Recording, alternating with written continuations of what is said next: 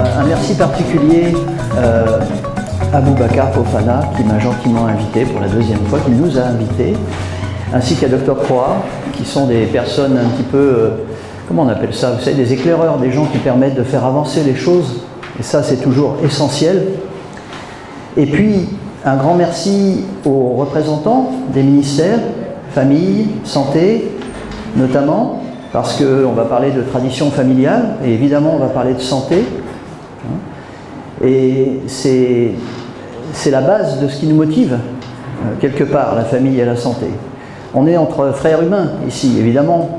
Alors si, on a un point commun, enfin je vois un point commun à tout le monde. Vous avez tous un masque, mais derrière le masque, ouais, il y a des peaux de couleurs différentes. Puis derrière les peaux, il y a des cerveaux qui n'ont pas appris tous la même chose. Mais en dessous de tout ça, il y a un cœur et du sang, et ça, c'est tous la même couleur. Et c'est quelque chose qui bat ensemble. Donc, on va chercher ce qui est profond et qui unit notre nature humaine et qui permet de comprendre le mécanisme des maladies. Et ça dépasse la Chine, ça dépasse l'Afrique, en vérité, parce qu'on est sur une toute petite planète et on devrait en prendre plus soin et prendre plus soin de nous-mêmes. Donc, on va voir tout ça, mais on ne va pas parler spécialement, finalement, de médecine chinoise ou africaine. On va parler de médecine tout court. On va parler de médecine naturelle, de médecine des hommes. Simplement, on sera obligé parfois d'utiliser des mots chinois parce que, bon, il se trouve que depuis 3000 ans, ils ont affiné cette réflexion et que nous, on l'a un petit peu perdue.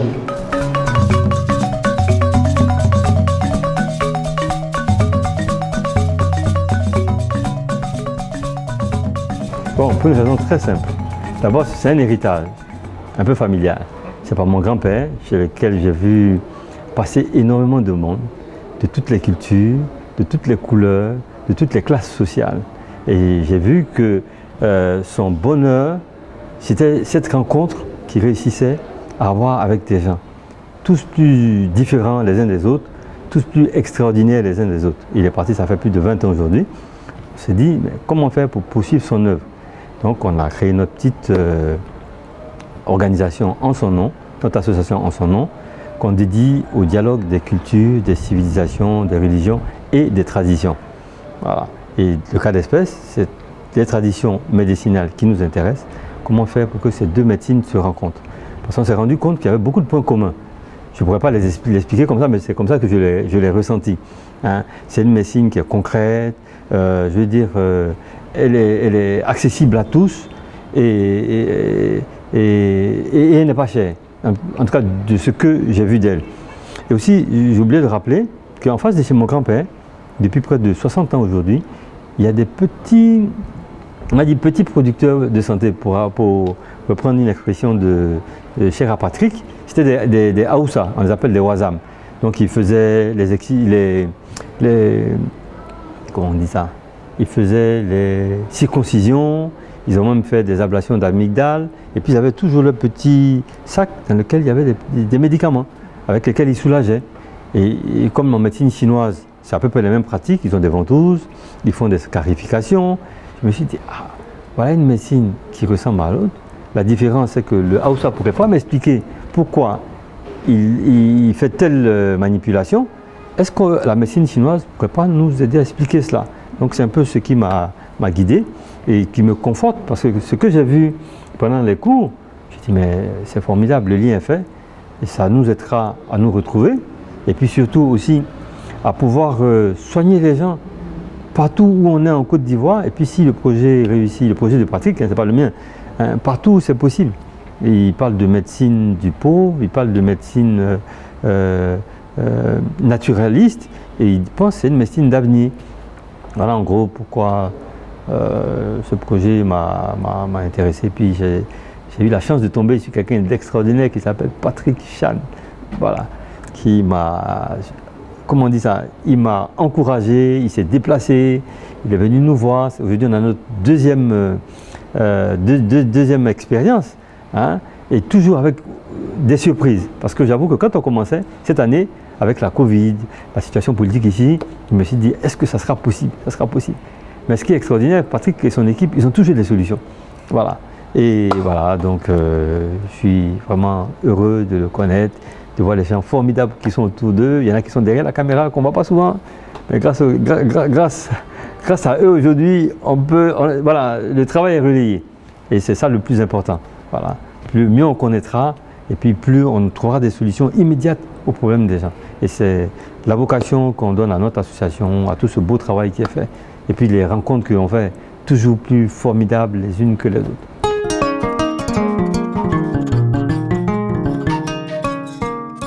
Alors que savoir réellement de la médecine chinoise? C'est un système médical à part entière. Alors c'est, comment dire, c'est une médecine qui a quelques 3000 ans d'âge, qui est restée à peu près intacte jusqu'à la dernière évolution culturelle. Maintenant elle est un peu plus mélangée en Chine à la médecine occidentale, mais justement elle s'est transmise à travers des traditions familiales comme ça. L'acupuncture et les plantes, les herbes médicinales, enfin les substances médicinales sont les grosses branches thérapeutiques qui font face à la pathologie la plus vaste. Après on a les branches qu'a évoqué M. Fofana, donc comme il y a une forme de psychothérapie, il y a des exercices de santé, il y a le massage, etc. Mais ce qui est très important, c'est que toutes ces branches sont articulées autour d'un tronc. Et le tronc, c'est un tronc commun qui est celui de poser un diagnostic. C'est-à-dire que le réflexe qu'on devrait avoir quand on reçoit un patient, c'est pas de se dire qu'est-ce que je peux faire, qu'est-ce que je peux lui donner, c'est de se dire mais qu'est-ce qu'il a et pourquoi il a ça. On est toujours pris par ces urgences-là. Dès qu'une maladie sort, on cherche un traitement, au lieu de se dire mais attends, d'où elle sort, pourquoi. Si on comprend mieux le mécanisme de départ, le traitement devient plus simple et plus évident et mieux ciblé. Et on s'aperçoit parfois qu'avec des moyens thérapeutiques simples, on arrive à faire des choses vraiment efficaces. Alors que si on n'a pas de vrai diagnostic, on n'a pas de vraie compréhension de ce qui se passe, on déploie toute une batterie, tout un arsenal thérapeutique lourd, et finalement qui parfois génère des nouvelles maladies. Ça s'appelle la iatrogénèse, parce que des fois les traitements sont puissants, mais ils génèrent des nouveaux problèmes pour lesquels il faut des nouveaux traitements, et on est dans une errance thérapeutique sans fin. Donc l'intérêt de ces médecines traditionnelles, c'est qu'elles ont observé le vivant depuis longtemps, elles ont vu le lien entre l'être humain et la nature. Il y a les jours et les nuits, il y a les saisons, il y a les climats, tout ça, ça influe sur nous. Les femmes ont des règles toutes les lunes, enfin je veux dire, il faut comprendre qu'on appartient au vivant. Et une fois qu'on a cette vision éco-médicale, j'allais dire, en même temps qu'ethno-médicale, c'est-à-dire que la nature humaine nous parle, à ce moment-là, effectivement, les traitements coule de source. Et ça ne veut pas dire qu'on fait des miracles, mais ça veut dire qu'au moins on connaît les limites de ce qu'on fait et on ne rend pas plus malade qu'on ne soigne. Et ça, primum non nocere, c'est ce que disait Hippocrate. Premièrement, ne pas nuire, on devrait s'en rappeler chez nous aujourd'hui.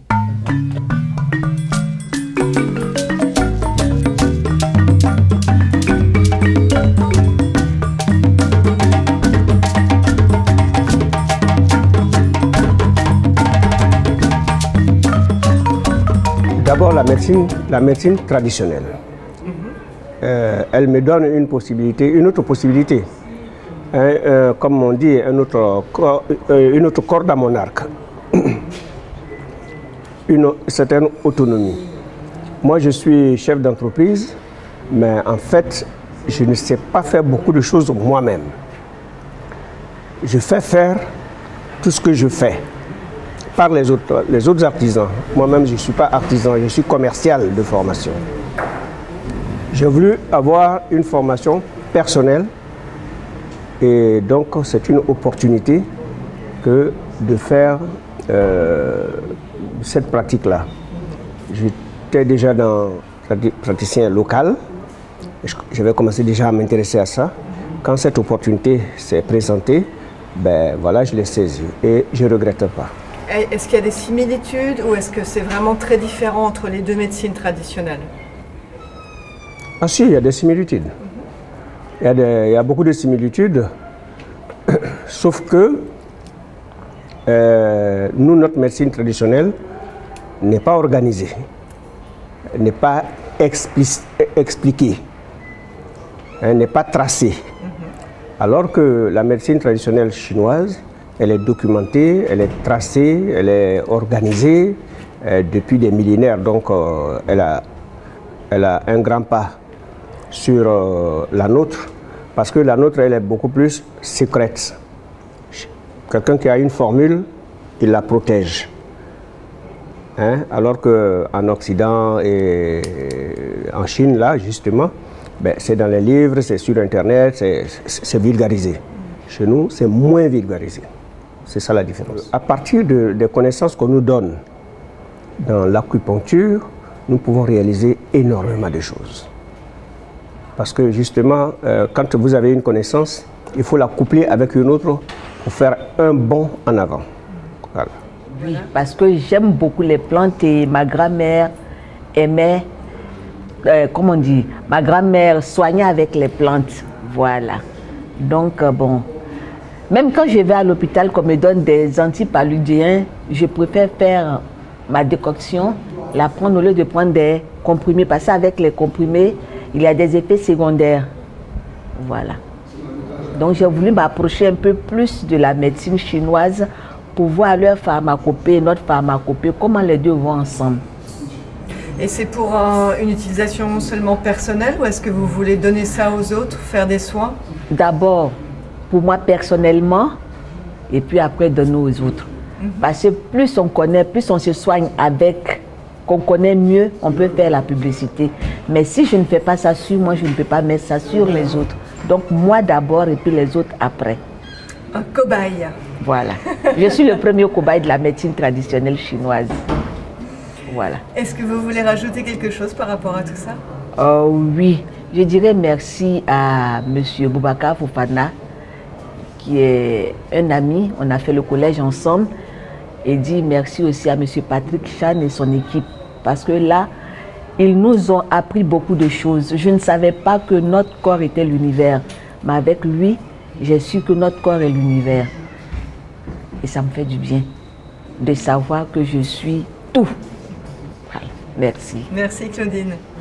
Alors, moi je veux dire que c'est la séance inaugurale du lundi à laquelle j'ai assisté qui m'a décidé. Je suis arrivé un peu curieux. J'avais entendu parler de la médecine traditionnelle chinoise à travers les médicaments qu'on voit vendre un peu par-ci par-là. Je savais qu'elle avait aussi travaillé énormément sur certaines plantes, notamment l'artémisia. Je savais également qu'elle était une médecine qui avait une certaine histoire, mais pas plus. Pas plus. Et c'est au cours de la séance inaugurale, après la présentation de Patrick, que je me suis décidé à aller voir un peu plus loin. Et vous, Marina? Je pense que c'est un peu dans la même lignée, puisqu'on a eu l'invitation 3 ou 4 jours avant. Et donc, je l'ai informé en tant que mon responsable. Il a dit, bon, on va assister à la conférence et s'il y a un déclic, on y va. Et donc, dès la conférence, on a vu un peu les axes qui allaient être développés. On s'est dit que ça pouvait être intéressant puisque nous sommes déjà dans ce domaine de la médecine naturelle. Donc, on pouvait pousser un peu plus loin pour voir dans la médecine traditionnelle chinoise qu'est-ce qu'on pouvait vraiment en tirer pour élargir un peu l'horizon. Voilà. Donc en fait, cette formation de médecine chinoise, vous ne connaissiez pas du tout avant? Pas du tout. Non, Pas du non, pas du tout. Et c'est pour faire un pont entre la médecine traditionnelle africaine que vous pratiquez déjà et la médecine chinoise. Voilà. Quelles possibilités vous voyez par rapport à ça? Alors déjà, je dois dire, à ce jour, c'est la phase de diagnostic. Et puis, je veux dire, c'est une révolution copernicienne pour moi, je pèse mes mots. Désormais, partir de l'environnement que je connais, que j'aime beaucoup, pour atteindre le fond des choses.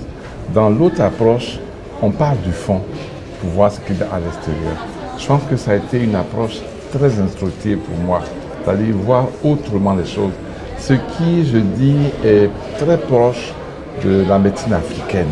La médecine africaine, où on observe le patient, le malade de l'extérieur pour aller vers l'intérieur. Et j'emploie le mot à dessein, on a tellement été blessé par l'autre médecine qu'on s'imaginait mal une autre approche thérapeutique. Et là, durant ces jours-là, j'ai appris, il y avait tellement de choses, mais ce que je peux dire, j'ai retenu surtout, faut partir, on peut partir de l'extérieur, l'observation de l'extérieur pour atteindre l'autre. Et que la maladie n'est pas le point le plus important. Il faut regarder le malade dans son ensemble. Et je dois dire, je pars, si c'était la fin, avec cette nouvelle approche. Mais maintenant, il y a des définitions qui faudra travailler, il faudra revoir les yin, les yang, tout ceci, c'est beau, qui nous paraissent, j'emploie entre guillemets, barbares parce qu'on ne les connaissait pas avant. Mais quand on voit le sens, quand on voit l'approche qu'il y a dedans, je crois que c'est un grand enrichissement. J'ai regardé, j'ai écouté, j'ai essayé de comparer et ça m'a permis de savoir qu'on avait certaines pratiques, on avait certains résultats par rapport à certaines pratiques, mais qu'on ne mesurait pas la justification de cela. Je le disais à Patrick, on a des huiles ici qu'on utilise, massées à la plante des pieds et des mains et qui repose, le malade dort bien, tout ça. Mais on n'arrive pas à faire le lien pour dire mais pourquoi est-ce que ça arrive comme ça? Et ici, avec tout ce qu'il y a comme méridien et tous les rapports qu'il y a entre les organes, tout ça, on commence à réfléchir autrement pour dire je peux expliquer au patient quel est le mécanisme qui fait que tel ou tel produit arrive à agir sur lui de telle ou telle façon. Donc c'est quelque chose de nouveau qui peut rassurer. Parce que généralement, ça peut s'expliquer, mais on rentre dans tout ce qui est mystique pour dire, bon, on peut pas expliquer, mais on sait que c'est le résultat qu'on a. Mais là, on peut expliquer et voir tous ces liens-là. Ça permet d'être plus rassuré pour dire au patient, bon, il ne faut pas t'inquiéter. Si tu as eu tel résultat, c'est parce qu'effectivement, tu as une énergie qui te permet, lorsque tu répares le haut, de gérer déjà le bas. Donc, on a beaucoup appris. C'est important sur la notion des foyers, le foyer supérieur, le foyer moyen, le foyer inférieur, donc de voir la relation entre les différents organes. C'est vrai, des formations biologistes, j'ai étudié la physiologie, la botanique, ces éléments, mais le lien entre les différents organes, j'avoue, sur ce point, ça a été pour moi une grande découverte. Hein. On avait juste plutôt une vision physiologique dans le cadre du mouvement du sang, du mouvement au niveau des nerfs. Mais là, aujourd'hui, avec les énergies, les méridiens, on découvre pratiquement toute notre approche qui est enrichissante. C'est-à-dire qu'il faut voir, et je dis que ça se rapproche énormément de la médecine africaine, qui a eu le complexe de perdre son approche diagnosticale et vouloir se coller à une approche de la médecine allopathique, allothérapie, et qui a perdu cela. Et je me dis qu'aujourd'hui, cette médecine traditionnelle chinoise va, quand nous l'aurons bien maîtrisée, bien sûr, parce que je pense qu'en 15 jours, ce n'est pas là où on a maîtrisé, va nous aider davantage, je dis, à mieux comprendre le fonctionnement du corps, et puis à mieux apprécier l'impact des plantes, hein, l'impact des plantes sur le corps humain. Et bien sûr, l'acupuncture, qui est une autre approche de soins avec les aiguilles, nous aura vraiment enrichi sur un certain nombre de choses. Je pense qu'on ne regardera plus l'acupuncture de loin. Nous avons assisté à des séances d'acupuncture, nous avons vu comment ça se fait. On est encore des apprentis de l'acupuncture.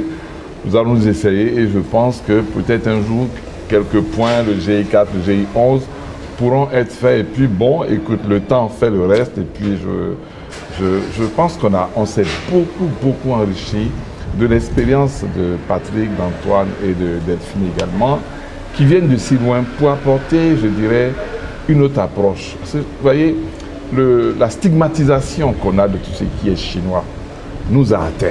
Vous voyez, quand on parle de chinois, tout de suite, on pense que c'est mauvais.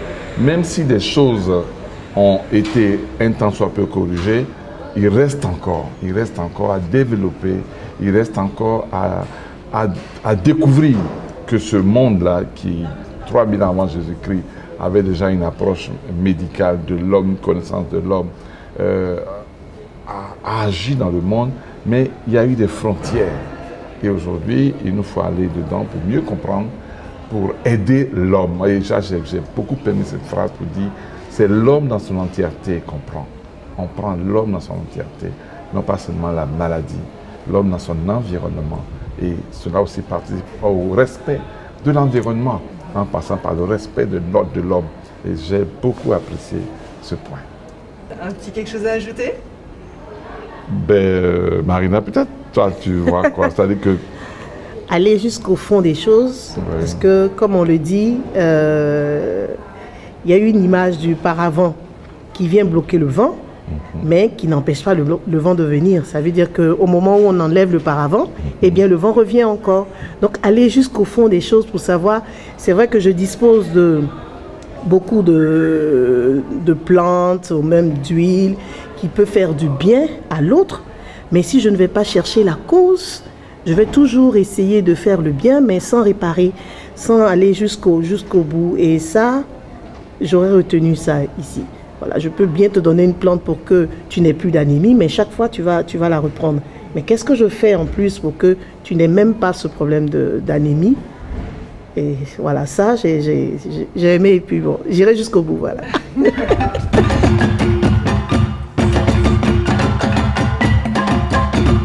Il y a plusieurs médecines traditionnelles sur Terre. Nous avons les médecines traditionnelles africaines, les médecines traditionnelles chinoises, la médecine traditionnelle indienne, ou ayurvédique, japonaise, tibétain, arabe, etc.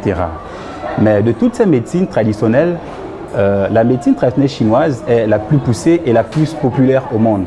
Alors, qu'est-ce qui fait la force de cette médecine traditionnelle? Eh bien, c'est d'abord une médecine qui est une médecine millénaire et qui comporte plusieurs méthodes thérapeutiques, à savoir la pharmacopée, l'acupuncture, qui est la plus populaire, le massage traditionnel, on parlera de Tuina, la diététique, les techniques corps-esprit, on parlera de Qigong. Mais toutes ces méthodes de soins traditionnelles chinoises ont tous quelque chose en commun. Eh bien, c'est le diagnostic traditionnel. C'est-à-dire que lorsque vous êtes malade et que vous allez consulter un praticien de médecine chinoise, il va d'abord poser un diagnostic. Même s'il doit vous recommander après de la pharmacopée ou des soins en acupuncture ou en massage ou en Qigong, il pose d'abord ce même diagnostic. Et c'est ce diagnostic-là qui vient valoriser en fait ces différentes méthodes traditionnelles de soins chinoises. Alors, pour les médecines traditionnelles africaines, eh bien, notamment la phytothérapie qui est très similaire de la pharmacopée chinoise, aujourd'hui, nous avons, avec nos praticiens africains, nous avons un problème de revalorisation de la pharmacopée traditionnelle africaine. La médecine traditionnelle, d'abord, c'est des médecines holistiques, c'est-à-dire qui considèrent l'homme dans toute sa globalité, à savoir le corps et l'esprit. Ce que la médecine chinoise peut proposer à la médecine traditionnelle africaine, c'est l'étude traditionnelle du fonctionnement et du dysfonctionnement du vivant, c'est-à-dire la physiologie, les causes de maladies, mais de façon traditionnelle. Et dans cette étude, vous allez voir, cela décrit bien l'être humain dans sa globalité, c'est-à-dire même depuis la conception jusqu'à la vieillesse. Et ça prend vraiment une dimension psychique et puis le corps matière. Donc moi je pense qu'aujourd'hui on a besoin urgemment en tant qu'Africain d'étudier cet outil de diagnostic qui est universel, donc le diagnostic chinois, pour revaloriser les différentes méthodes traditionnelles de soins que nous avons en Afrique.